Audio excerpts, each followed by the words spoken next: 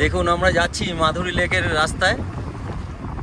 এখন পিটিশো লেক দেখলাম, দেখে এখান থেকে যাচ্ছি। পুরোটাই রাস্তা ভরে রয়েছে বরফে, অসাধারণ দৃশ্য। আমরা মানে সত্যি মানে ভাবতে পারছি না এত সুন্দর। আমি গুলমার্গের পরে এই প্রথম আবার এত সুন্দর একটা রাস্তা দেখলাম। আমি এর আগে গুলমার্গ দেখেছি, আমি দুধপাথরি দেখেছি, আমি সোনমার্গ দেখেছি, আমি গুরেজ দেখেছি, কিন্তু আমার তো মনে হচ্ছে এদেরকে ছাপিয়ে গেছে এই অরুণাচলের তাওয়াং বুংলা পাসের রাস্তা। আমি বুংলা পাসে এর আগেও এসেছি, এরকম নয় যে আমি প্রথমবার এলাম।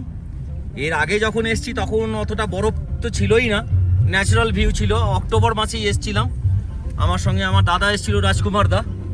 তো রাজকুমার দাদের সময় খুব ব্যাড লাক আর কি যাকে বলে, যে আমরা বরফ পাইনি আর কি কোনো জায়গাতেই। পাওয়ার কথাও নয়, কারণ তখন অক্টোবর মাস ছিল। এখানে বরফটা অ্যাকচুয়ালি পড়া শুরু হয় ডিসেম্বর থেকে। তো এবারে এসছি, আমরা খুবই এনজয় করছি।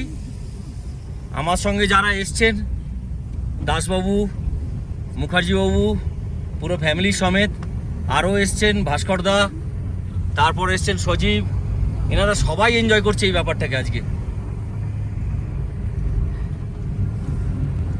ধন্যবাদ। আপনারা আমাদের ফেসবুক পেজ ফলো রাখুন, ভিউমেট ট্রাভেলসের, সঞ্জীব চৌধুরীর পুরো ডিটেলস পাবেন, পুরো কানেক্টিং পাবেন।